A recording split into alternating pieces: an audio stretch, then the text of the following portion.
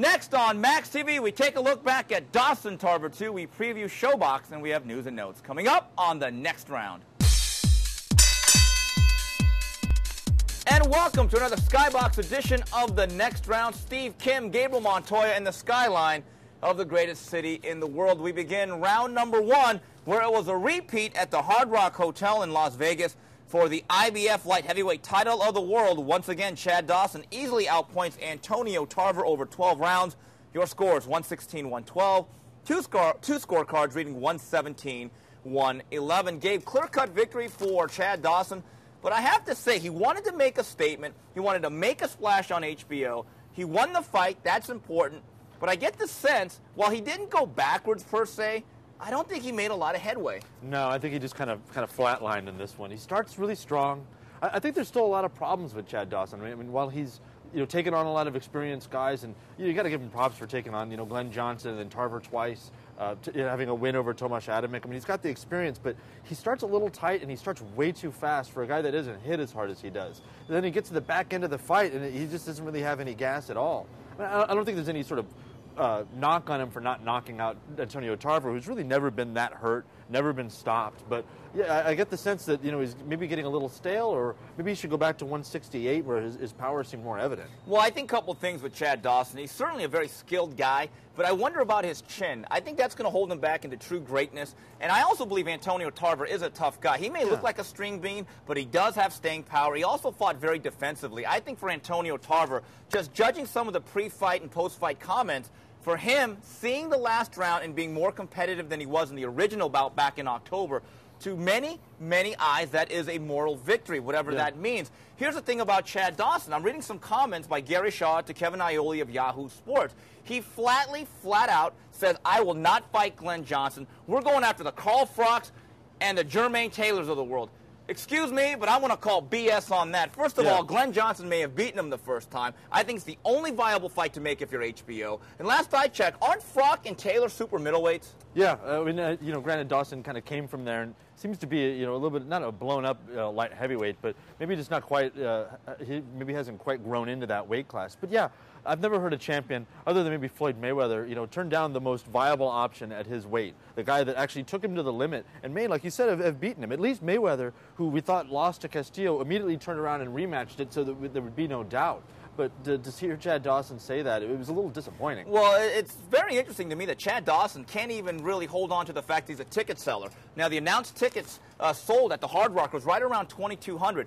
I've been told by very good sources, many of those were giveaways and comps. So this guy is nowhere near a ticket seller. He does not have a home base or region. He has not been promoted. When you don't even have that to leverage yourself on, you better start making real fights. And if you look at the 175-pound division, I think, to me, that Gary Shaw and Chad Dawson and his team, they're like Don Quixote. They're tilting at windmills if they believe they're going to entice Joe Calzaghe out of retirement and they're going to entice Bernard Hopkins out of a fight. They got to get into the real world and start building Chad Dawson as a real entity. And I believe if I'm HBO, I say it's either Glenn Johnson or take a hike. Yeah, I totally agree, man. Enough of these young fighters calling out guys that are retired, or the Bernard Hopkins, who's like 44 at this point, and it really is only looking for fights that he can absolutely positively win. Make your own legacy. Whether it's going to be longevity, and I think a guy like Dawson, who doesn't have one-punch KO power, isn't an exhilarating fighter, an exciting fighter in that sense. He's a guy that, with Eddie Mustafa Muhammad, is a good trainer, can start giving him those veteran tools like Hopkins had, and kind of develop a skill set over the years that, can help him along his road to dominance. That's going to be his ticket. It's going to be longevity. But it starts with taking on Glenn Johnson and showing that you are the better fighter, that you have learned from the first fight, and then, staking your claim there at 175. Let Taylor and Froch come to you. Quit calling these other guys out. Just make the fights, win them, and do so in exciting fashion. Another fight that I would call for, except that this guy's absolutely disappeared and he's on milk cartons now, is missing, is Tavoris Cloud. Hard-punching guy to Tallahassee, Florida, has been completely mismanaged. They've got to start, and I mean this with HBO and with Dawson, you're right, start calling out guys under the age of 40 to 35. Yeah. I want to see guys in their physical primes fight each other. And I'll make this point once again. If you're not a ticket seller and you don't have that charismatic personality, I think the onus has to absolutely be on making real fights. Yeah. And if they're going to call out Joe Calzaghe, or if they're going to say we want Carl Froch, I'm sorry, the jig is up. You've made your money. You've made your hit, but you should not be fooled once again. Right. Going to Antonio Tarver, I think it's clear. You look at his record, I believe he's 29-6 now.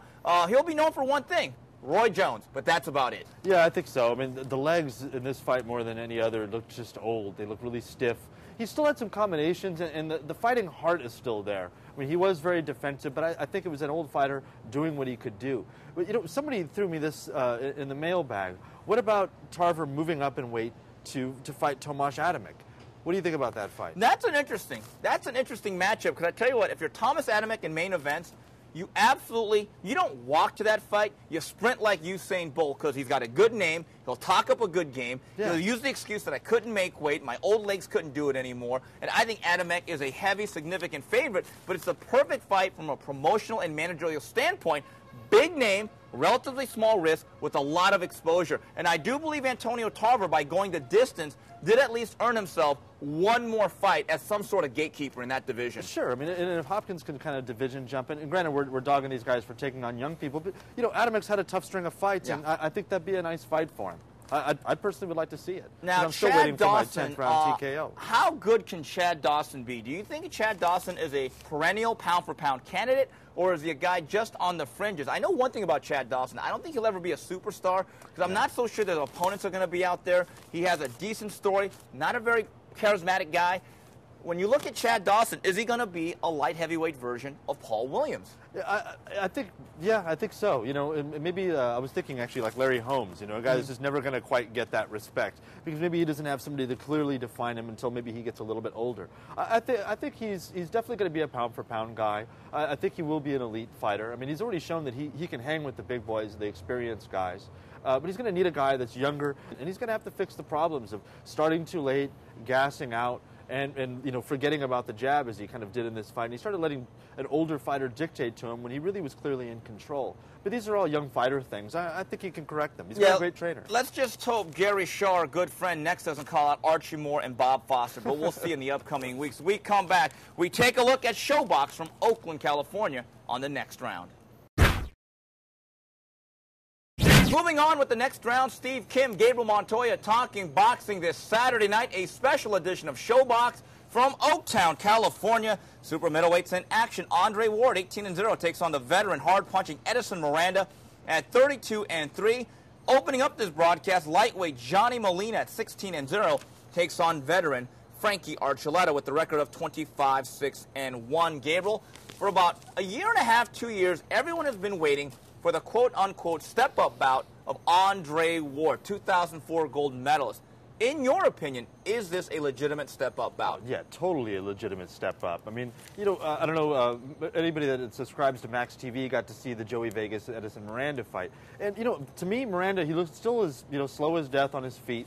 The punches are actually getting straighter. The defense was a little tighter, and it was more of a higher guard. He's still got legitimate power. I think he's going to test Andre Ward's chin. He's going to be there all night. He's going to be all up in Ward's grill. And it's going to take an effort if Andre Ward wants to make not only a step-up bout victory, but a statement. Yeah, I think Andre Ward wins this bout. I think he stinks it out a little bit. I think he boxes from the outside. The one thing about Andre Ward, and one of the reasons why Goose and Tudor and that brass have not moved faster, I still remember the second pro fight of Andre Ward, white guy from Minnesota, Kenny Kost, knocked him down, nearly knocked him out. Now, when you're getting nearly knocked out by white guys from Minnesota, they're going to absolutely, positively go slow. Yeah. I think there's one thing you cannot teach in boxing. Actually, two things. The ability to punch, the ability to take one.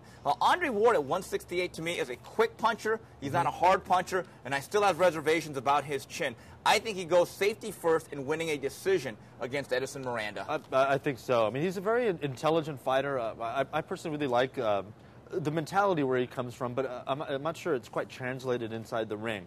He kind of believes in kind of that Bruce Lee philosophy of, you know, flowing like water, being whatever it is you need to be.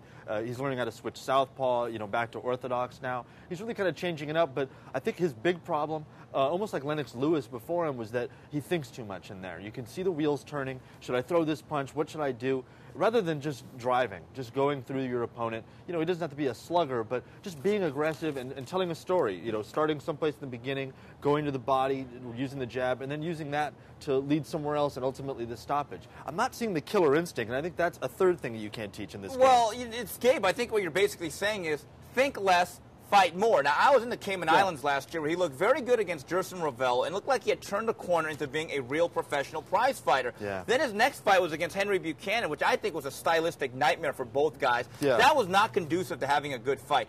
But when you're facing Edison Miranda, and you talked about the fact he's a heavy-handed guy who kind of comes at you at the same speed, he's a little bit monotonous, there is going to be opportunities for Andre Ward to look good. And I agree with you. He just can't stink it out. I think there has to be some sort of statement made where not only is he crowd-pleasing, but he's also entertaining, because this fight is at the Oracle in Oakland, California. Yeah. And if he wants to take a big step to being a local ticket seller, part of this game, people can say what they want. It's not just about winning.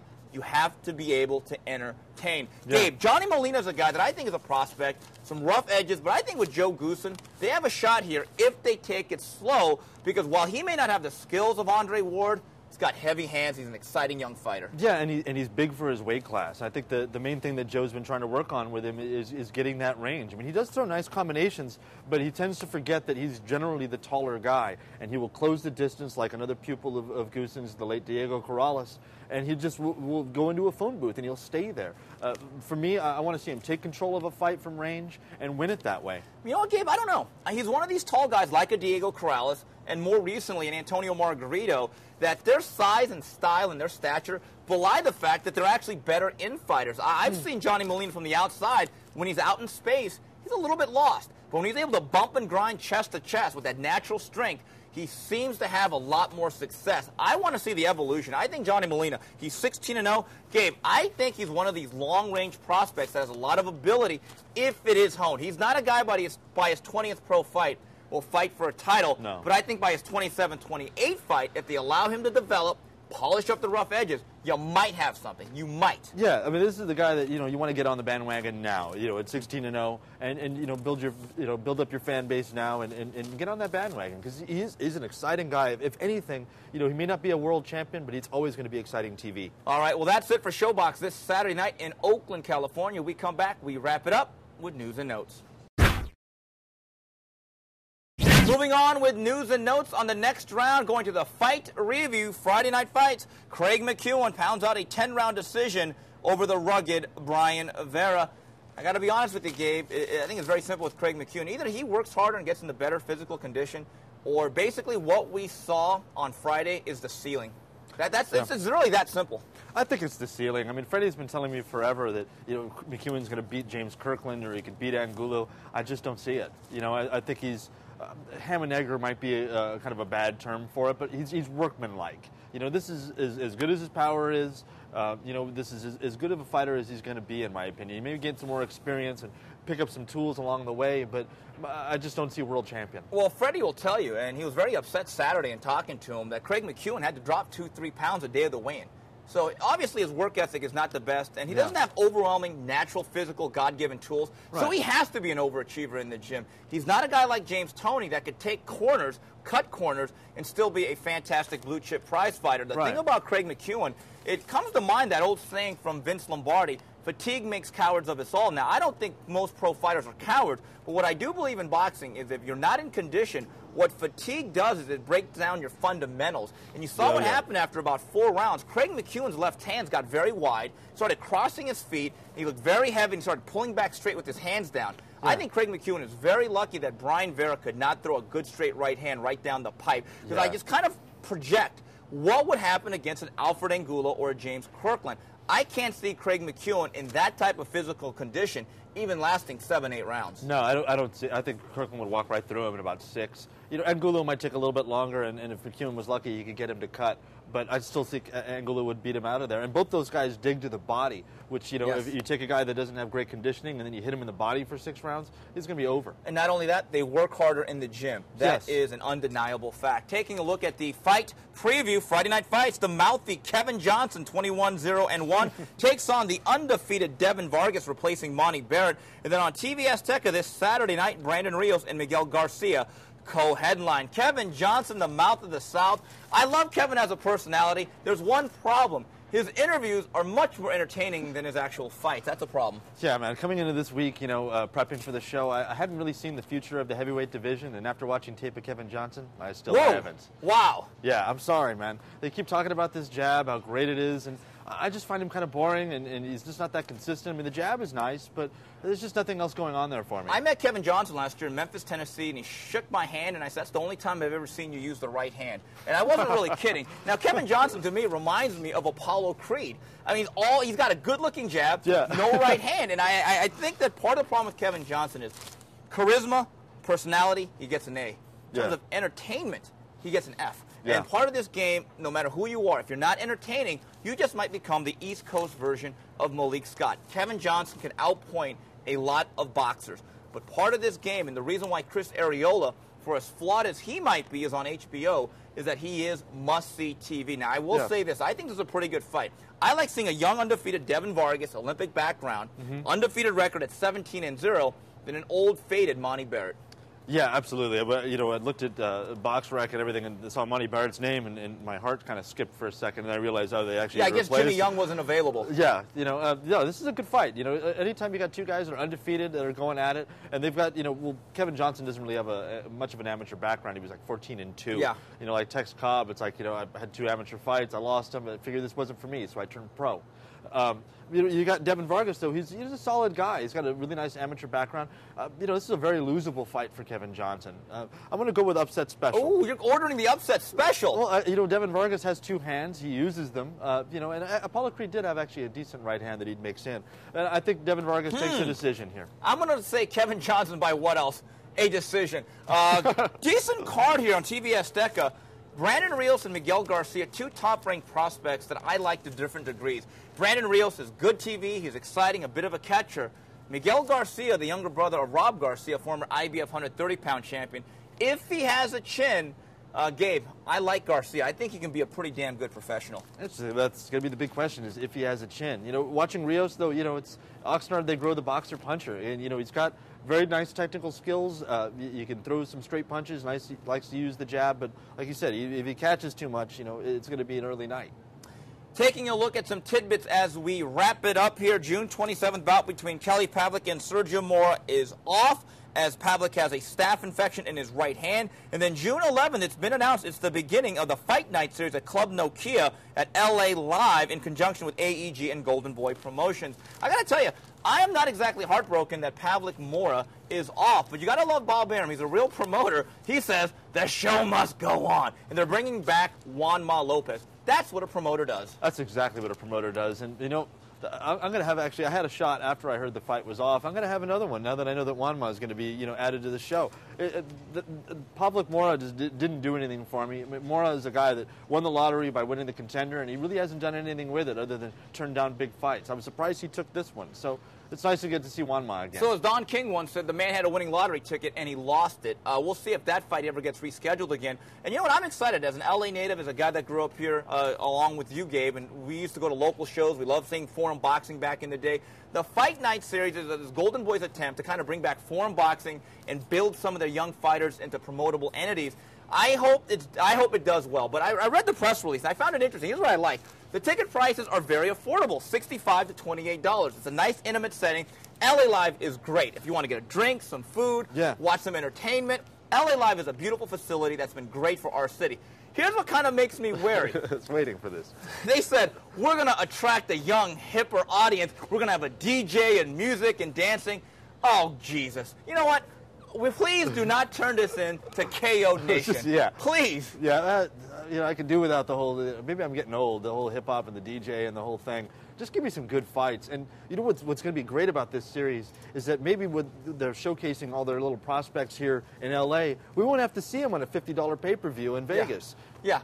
Basically, you're right, because that Pacquiao-Hatton pay-per-view undercard was the worst pay-per-view undercard since De La Hoya Pacquiao, which is the last big one. But I agree with you. I think the problem is when you do a pay-per-view show, I need at least one good 10-rounder. I need a championship fight and maybe an 8-rounder. I don't need to see 4 and 6-rounders, 3 of them in a row. But I like the concept of what Golden Boy is doing. I give them credit. They are taking a risk here. It's going to be televised by Versus. But I just hope that they realize the way you attract boxing fans and the best marketing in the world, Gabe, now I may be old-fashioned too, is get this. How's this for a novel concept?